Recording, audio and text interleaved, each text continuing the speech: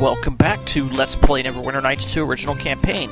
This is Big Los, and we find ourselves at the back of the Sunken Flagon at the crafting stations, because we're going to do a little bit of crafting. So we're going to place this leather hide and this Beldrill gem in the Magician's Workbench. We'll also place a Radiant Fire Essence in the bench, and then we'll have Sand cast Fox's Cunning, because I leveled him up and gave him craft wondrous items. I also leveled up all my other characters off camera. So now we get the Headband of Intellect +8. And we're going to equip it on the captain and watch what happens to the damage he does. It goes up by 3 points for both weapons because his increased intelligence has translated into increased damage because of the captain's swashbuckler feats. Now we're going to create some signature weapons for the captain. So we're going to place this rapier +1 into the bench. We're also going to place a diamond. And we're also going to put a faint water essence and a faint power essence in there. Let's see if I can find them. Okay, there's the faint power essence.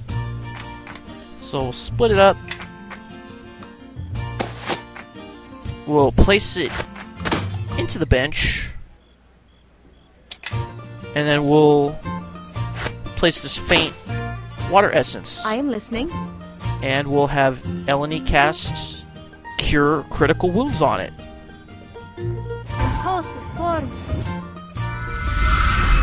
And it makes this rapier have holy damage. So we're going to call it a Holy Rapier +1. And the holy damage does an extra 2d6 points of damage versus evil characters. So that's pretty good, since we're going to be fighting evil characters for pretty much the rest of the game. And undead definitely qualify as evil. So we're also going to add another enchantment to it. So we're going to add the Canary Diamond. And we're also going to add a weak air essence. Let's see if we can find it. Oh, I think I just passed it. Okay. We got one right here. This weak air essence. Yes. And now we're going to have Eleni cast Call Lightning. And it creates a Shock Holy Rapier. So we're going to call it a Holy Shock Rapier. And now it does an additional 1d6 points of electrical damage. Step with me. Come on. Follow along. And you can only put 3 enchantments on an item. So this rapier now has 3 enchantments on it. It's got the +1, it's a holy weapon, and it has shock damage. And we're not going to increase the pluses for it yet, because I want to wait till we can cast a +5 on it. So now we're going to put some additional damage on this short sword +2. So we're also going to make this a holy weapon. We're going to do the same thing. We're going to put a faint water essence and a faint power essence in there. And I'll have Eleni cast Cure Critical Wounds again on it. Okay, here we go. Looks like we have just enough. So we'll put that in there. And it looks like we got one more faint power essence. So we'll do Cure Critical Wounds. And now we have a Holy Short Sword +2. I believe so. And now we're going to put a ruby in there, because I'm going to add flaming damage to the sword. Yes. Now I didn't do it for the rapier because Eleni can cast Flame Weapon on the captain, which puts a additional flame damage on that rapier. let's see. Do we have what we need? Okay, we're gonna want to put a weak fire essence, which we don't have, so we have to take this glowing essence and to do alchemy on it with the mortar and pestle to turn it into weak fire essence. Now you can go the other way. You can turn 2 weak fire essences into a glowing essence, but then you lose 2 essences, where if you go the other way, then it only consumes 1. So now we have a holy flaming short sword. I believe so. +2, and that will be the captain's offhand weapon. So both weapons that he's wielding will do extra damage. About 3d6 extra damage versus evil characters. So now there's another short sword +2 that the captain had, and we're going to put the exact same enchantment that we put on it before. So we're going to put flame on it this time, because as you can see, if you do the holy first, then it glows with the holy. The first enchantment that you put onto it has a different animation which sticks with it. So if you put the flaming on it first, then it will look like it has fire. What do you want? If you put the holy on it first, then it looks like it has holy, which it just kind of glows with light. What's going on? So if we put the holy enchantment on it second, it'll still look like it's on fire. Let's see, we need one more faint water essence, but we don't have one, so we're going to have to take one of these weak water essences and then use the mortar and pestle on it to turn it into a faint water essence. Put it in the magician's workbench. And we will cast Cure Critical Wounds, and now this is a Holy Flaming Short Sword +2, an identical weapon to the captain's offhand weapon. I believe so. However, it's going to look a little differently. If we equip it, now you can see that it's on fire. If we put the other one on, then it has like a holy light emanation from it. Although both weapons are identical. So we will give that weapon... No, we don't want to do that. We're going to give that weapon that we just created to Chandra. The captain's going to keep the one that's on fire. I concur. Let's see. Oh yeah, we're also going to put the captain's old headband on sand to increase his intelligence by 2 points. That'll give him a couple extra spells. So we're going to pick for level 2.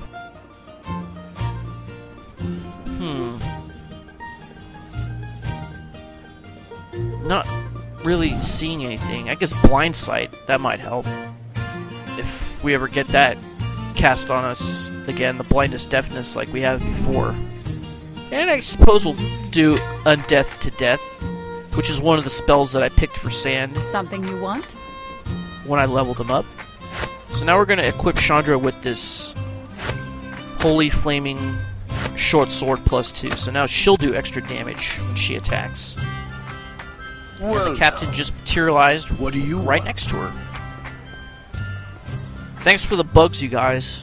Really appreciate it. Alright, we're going to switch out Sand for Neeshka.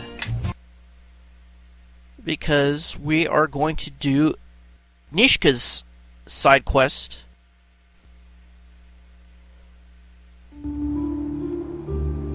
So let's go all the way to the Blacklake district. Now for my other characters, when I leveled them up, since they did go to level 12, almost all of them got a feat except for Neeshka because of her level adjustment for being a tiefling. Most of the feats that I gave to all the other characters was dodge or mobility, whichever they didn't have. So if they didn't have dodge, I gave them dodge. If they had dodge and they didn't have mobility, then I gave mobility. Except for Castamere, I gave him empowered turning. So before we go to the Collector's Mansion for that side quest, let's go up here next to the Academy. And we'll have a little chat with that imp that we saw earlier. I also gave Sand the Feet craft wondrous items. I mentioned that earlier. That was another one that was different. Okay, so if you talk to this guy, this little imp, he's gonna want you to free his brethren in those crates over to the left. And if you agree to it, he will give you a key. And then if you follow through, he will give you some scrolls, while all the imps that are free will start pestering everybody in town except for us.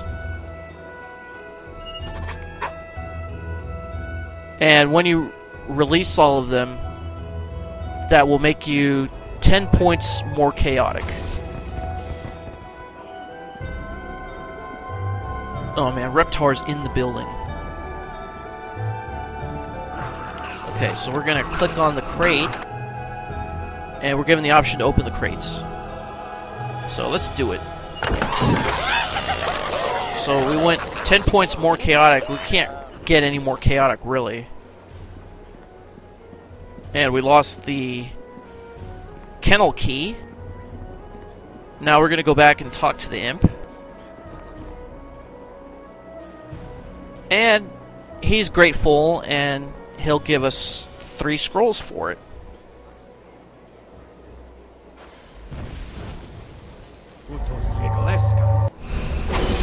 So let's check out these scrolls that we got.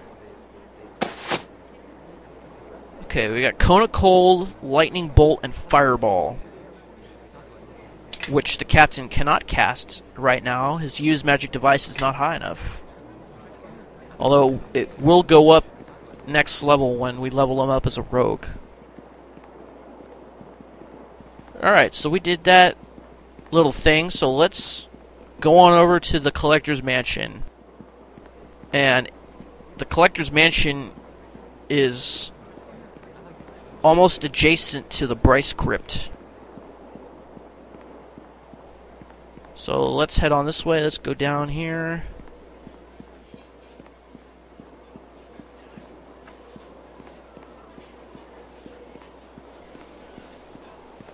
And it's going to be right over here. Right at that locked door. So let's click on it and we will begin to unlock it. And we can actually unlock this door. So now we can go inside. And now we have to prepare for battle. So let's put on the buffs. So in this scenario, we're going to put aid on Eleni, Quora, and Neeshka. How can I help? Yes. Let's see. Then we will do Greater Stone Skin. Stone Skin on the Captain. Flame Weapon to add an additional 1d6 points of damage. How can I help? Yes. Let me lead the way. You follow behind. And then, let me see. Who's gonna get the bark skin? I guess it'll be Neeshka. She'll get bark skin. And then we will do Greater Magic Fang on a Reptar instead of regular Magic Fang. That way his attack bonus will be, I suppose, 3 because Eleni's caster level is 12.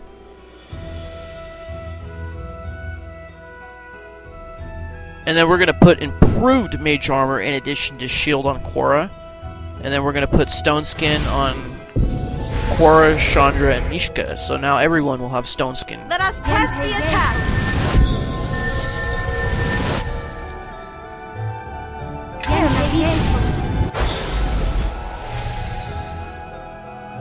And this should take about 30 seconds.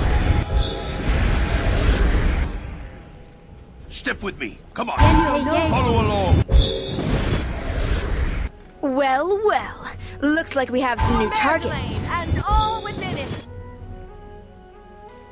Let us press the attack. Let Let us press the attack. So we're gonna order Reptar to attack. One of the abilities that Eleni got at the last level she gained was the ability to transform into a plant shape. Well, now. So she might be What do doing you that because I want? set it to have characters polymorph themselves. Oh, I also put haste on in case you didn't see. Let's attack these guys. Let's do a lot of extra damage. And these guys are guarding the Collector's Mansion. Oh, and Eleni just transformed herself into a treant. To your weapons. And don't let go. Good one. It definitely increased her hit points a lot.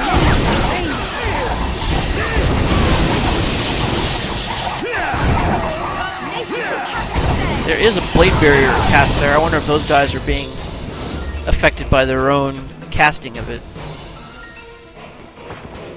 Okay, so we got gold rings, gold pieces, more gold pieces. And we got a bunch of treasure chests in here. And one of them is trapped. Alright, so we got a bunch of mundane items. Let's go over here. Oh. Eleni, you're in the way. Did you have to transform yourself into that? Well, now. I mean, I'm sure What do you're a you lot more want? powerful now. But, come on. Really? Yes. Alright. Neeshka has a higher modifier, so let's have her try to recover the trap. And we got it. We got an average gas trap kit.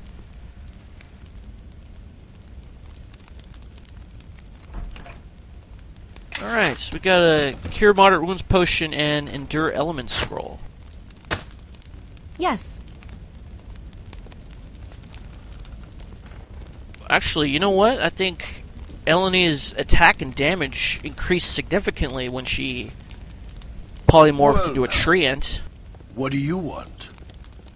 But she's not just a large creature, she's a huge creature. Possibly bordering on gargantuan. Okay, now these servants in here say don't kill us, so we're going to tie them up, because if you don't tie them up, then they'll scream for help and give you away. And if you kill them, you will go 5 points towards evil for each one that you kill. That includes your other party members. So we're going to grab this glass bottle I am listening. from the wash basin. You know what, Eleni, just believe get out of so. the room. Now we're going to open up this vase of water. And then we're going to place this empty bottle into the vase, and it becomes a full bottle of water. And everything will be made clear real soon why I'm doing this. Alright, let's pick up these treasure bags. Got a minor globe of invulnerability. We've got some gold.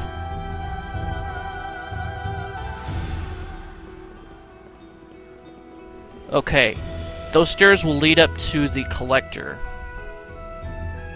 Now, before we do that, Eleni, I am listening.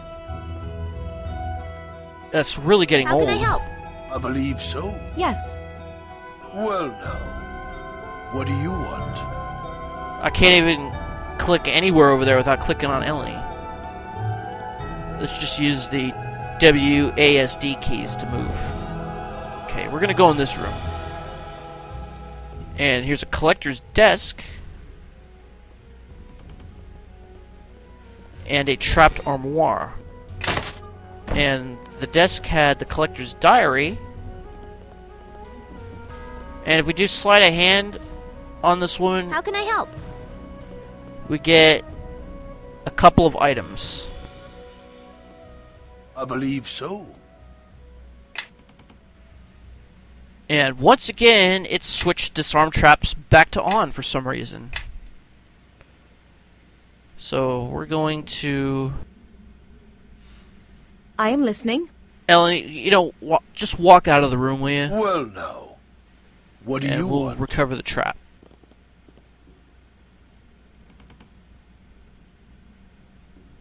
And we got a strong sonic trap kit. Oh, and Elleny's coming back. Big lumbering tree beard. Alright, so we got a gem and a scroll. It looked like enervation. Oh, rage, that's it.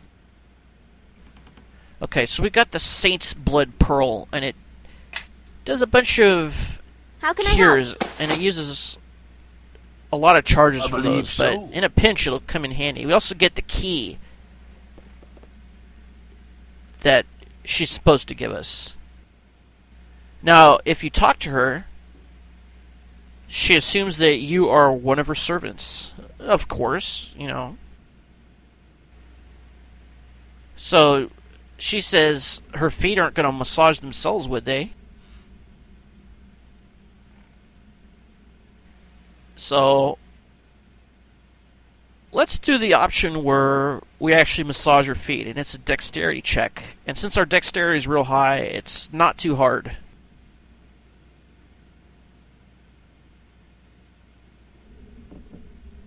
So, then we admit to her that we're stealing from the collector. She has no problem with it.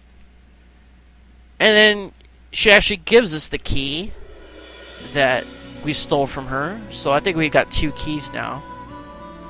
And now we're going to say that we actually need her as a hostage, and she says she doesn't want to go along with it, but we're going to put a little bit more pressure with the foot massage, so now she'll go along with it.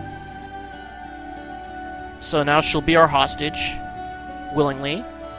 But we'll do that in the next episode. So, this is Big Los, signing off. Thanks for watching. I'll see you in the next episode. Have a good day.